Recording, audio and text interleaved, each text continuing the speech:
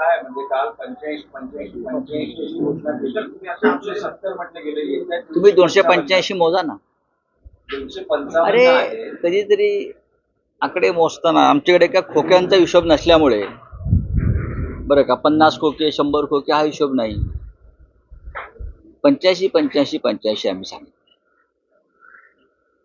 त्यानुसार तुम्ही आता जरी मोजलं तरी 288 जागावर उमेदवार द्यावेच लागतील ना. याच्यामध्ये तुमच्या डोक्यामध्ये एवढं प्रश्नांचं असं काहूर बांधण्याचं कारण नाही कोणालाही. 288 जागा महाविकास आघाडी लढणारच आहे. साधारण काल आम्ही सगळ्यांनी मिळून माननीय पवार साहेबांच्या समोर नानासाहेब पटोले असतील, मी असेल, जयंतराव पाटील, बाळासाहेब थोरात, आमचे अनिल देसाईजी सुद्धा होते सगळे पाहायला. तर पवार साहेबांनी आम्हाला सांगितलं की साधारण आता 85 जागांची आपली बोलणी नक्की झाली ती तुम्ही जाहीर करा. उरलेल्या जागांवरती मित्रपक्ष किंवा इतर काही ठिकाणी चर्चा सुरू आहेत. त्या संध्याकाळपर्यंत निकाल घ्यावाच लागेल. आज बऱ्याच ठिकाणी महाराष्ट्रामध्ये उमेदवारी अर्ज भरण्याची सुरुवात झालेली आहे. फार आता घोळ घालून चालणार नाही. शेवटच्या क्षणी सुद्धा काही मतदारसंघामध्ये अदलाबदल होऊ शकते आणि ती होणं गरजेचं असतं. ती सुद्धा होईल. त्यावर सुद्धा चर्चा सुरू आहेत. त्याच्यामुळे ती 85 तुमची बेरीज चुकली याच्यात कशाला जाताय तुम्ही. महाराष्ट्रामध्ये आम्ही 175 जागा जिंकू हीच आमची बेरीज आहे. बोला. राऊतसाहेब, मित्रपक्ष जे अन्य पक्ष आहेत महाविकास आघाडी, किती साधारण जागा त्यांना सुटू शकतात बघू ना. आता तुम्हाला त्यांना ते जेव्हा त्यांच्या भागात उमेदवारी अर्ज भरायला जातील तेव्हा तुम्हाला कळेल की कुठल्या आणि किती जागा सुटल्या. म्हणजे काल अशा 2 जागा होत्या. प्रिंटिंग मिस्टेक कदाचित असू शकते, पण सांगोल्याची जागा असेल किंवा पारंड्याची जागा असेल तिथे उमेदवार जाहीर या जागांवर चर्चा सुरू आहे. या जागा तशा तुम्ही म्हणाल. आता असं की सांगोला, तुम्हाला शंका काय. सांगोल्यामध्ये शिवसेनेचा आमदार निवडून आलेला आहे ना. परंडामध्ये शिवसेनेचा आमदार निवडून आलेला आहे. दोन्ही ठिकाणी शिवसेना जिंकून आली आहे 2019च्या निवडणुकीत.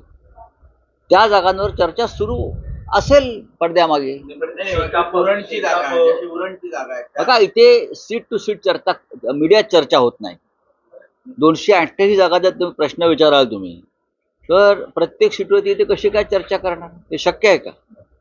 पण रावसाहेब, काल तुम्ही म्हणालेला की आम्ही जागांची सेंचुरी मारू मग पार करू, पण 85 जागा अजून हो असं आहे की अजून काही ओव्हर शिल्लक आहेत नाही खेळायच्या. 85 पर्यंत आम्ही आलोय. सेंचुरीला 15 पाहिजेत ना. आणि अजून जवळजवळ 25 ओव्हर खेळायचे शिल्लक आहेत. 2 षटकार मारले हा आणि एक तर सेंचुरी होईल ना. ही मुंबई क्रिकेटची पंढरी आहे, लक्षात आहे ना.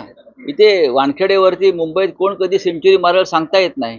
कसंही म्हटलं जाते की काँग्रेस आणि शिवसेना युतीमध्ये वाद अजिबात वाद नाही. काँग्रेस आणि शिवसेना माननीय उद्धव ठाकरे साहेबांचा पक्ष यांच्यामध्ये अजिबात वाद नाही. मग महायुतीचे 3 घटक पक्ष का रोज जिलेब्या खायला बसतात का सकाळी सागर बंगल्यावर. काय सांगा ना. मग आघाडीमध्ये महायुतीमध्ये 3 प्रमुख पक्ष असल्यावर प्रत्येक ठिकाणी प्रत्येकाची ताकद असते आणि ती जागा आम्हाला मिळावी यासाठी शेवटपर्यंत तिथे आपापल्या भूमिका लोक मांडत असतात. याचा अर्थ टोकाचे मतभेद आहेत, भेद आहेत असं कधी होत नाही. म्हटलं जातं की रोज संध्याकाळी असं म्हटलं जातं की आज पत्रकार परिषद होईल. काल झाली ना. काल झाली ना. काल आपण होतात. फायनल काही जे महाराष्ट्र फायनल म्हणजे काय असतं. जो अंतिम फॉर्म्युला बघायचा तो 29 तारखेपर्यंत तरी कळेल. कोणाचा अंतिम फॉर्म्युला आहे महाराष्ट्रात झालाय का आता या क्षणी. दोन्ही बाजूला आघाड्याच आहेत ना. आघाड्या दोन्ही बाजूला आहेत ना. मग 3 आघाड्या महाराष्ट्रामध्ये होत आहेत. एक काहीतरी 3री का 4थी का 5वी आघाडी पण होते.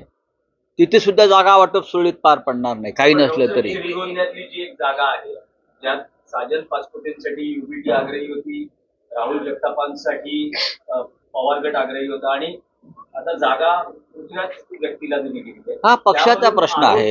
स्वतः राहुल जगताप यांनी कोणी काय आरोप करते. आता असं आहे की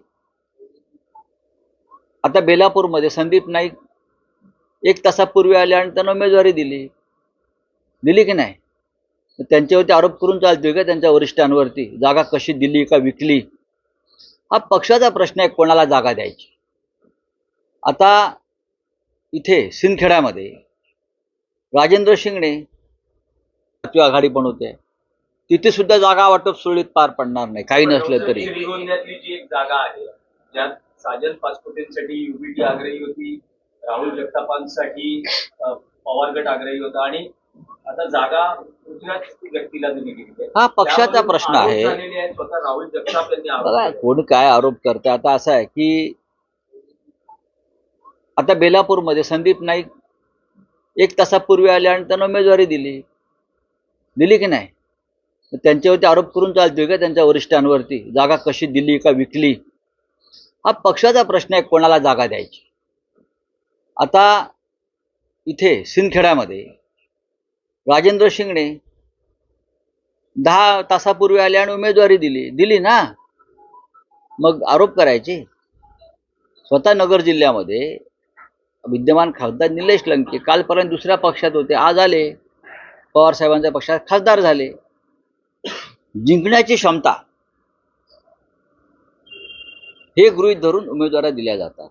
आता ज्याला तिकीट नाकारलं जातं 3 पक्षामध्ये ते आरोप करणार, पण शक्यतो संयमानं बोललं पाहिजे. श्रीगोंद्याचा विषय हा संपलेला आहे. मला ज्यांना उमेदवारी मिळाली नाही त्याच्याविषयी मला अति वेद नाहीत, कारण कार्यकर्ते 5 वर्ष काम करतात, अनेक गोष्टी करत असतात आणि मग स्पर्धेमध्ये कधीतरी ते मागे पडतात. हे दुर्दैव असतं. याचा अर्थ त्या कार्यकर्त्याचं महत्त्व कमी झालं असं मानत नाही. जसं आपण राहुल जगतापांचं नाव घेतो, हे चांगले कार्यकर्ते आहेत, पवार साहेबांबरोबर त्यांनी निष्ठेने काम केलं आहे, पण दुर्दैवानं त्यांना उमेदवारी मिळू शकली नाही, म्हणून मी त्यांच्यावर टीका करणार नाही कोणत्याही प्रकारची.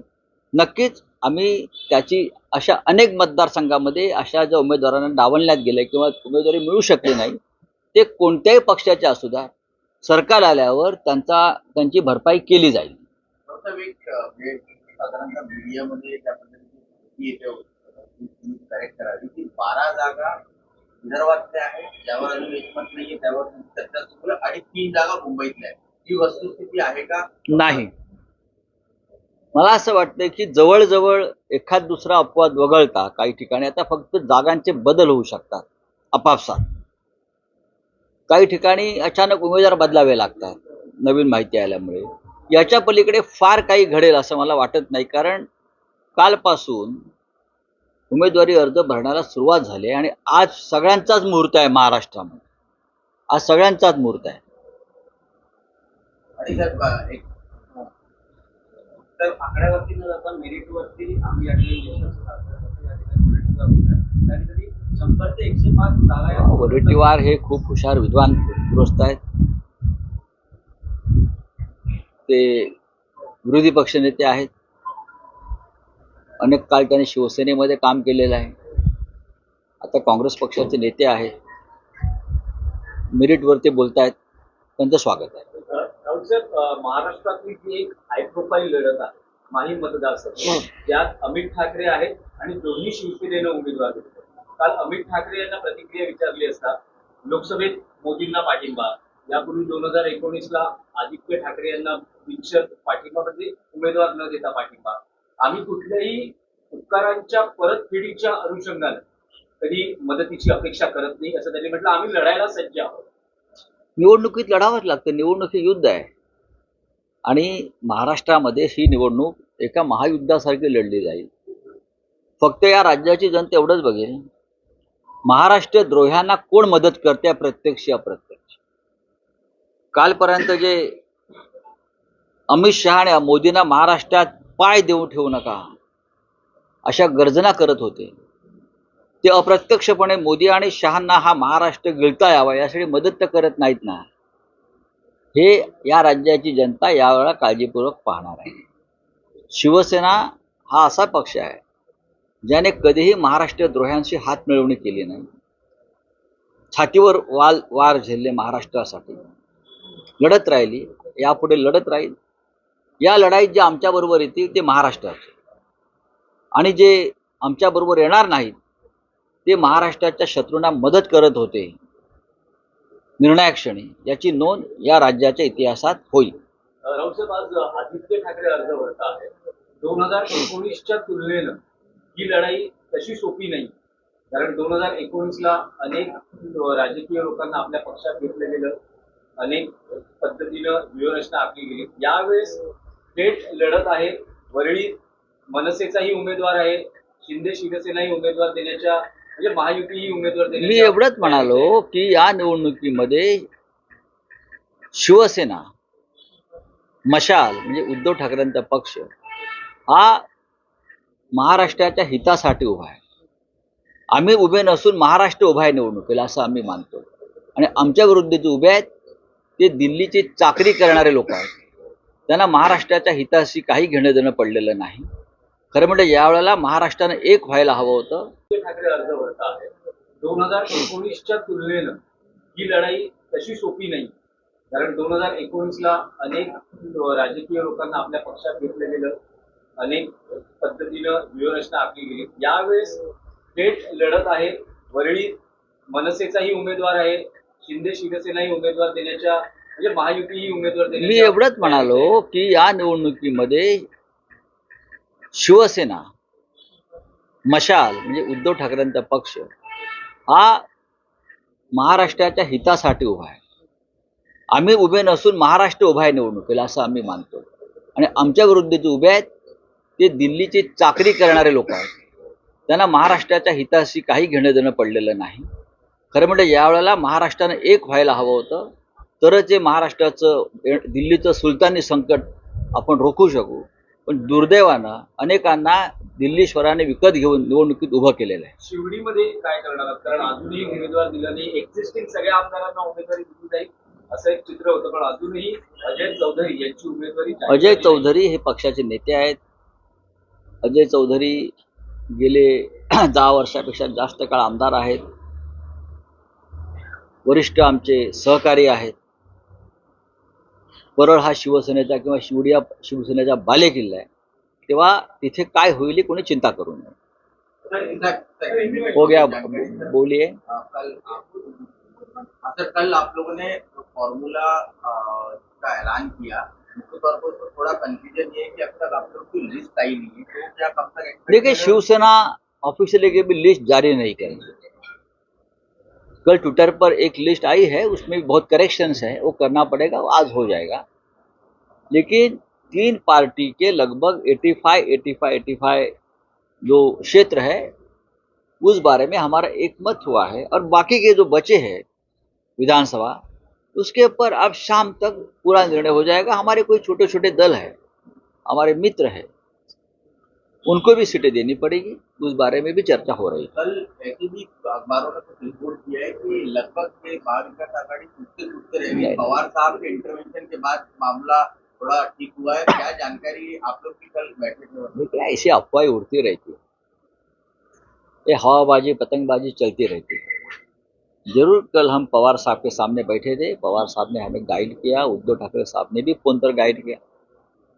और हमें चाहते हैं कि किसी भी रोक टोक के बिना ये चुनाव हो जाए. हमारी जो एकता है वो लोगों के सामने आए. मसला सीटों का नहीं है, जो जीतेगा उसको सीट है. कौन कितनी सीटें लड़ रही है ये फॉर्मूला नहीं है. फॉर्मूले की बात मत करिए आप. और हो जाएगा शाम तक, कोई चिंता की बात नहीं. लेकिन कैसे तय कर रहे हैं, कौन जीते रहे, कैसे कर रहे हैं? हम बैठकर तय करते हैं.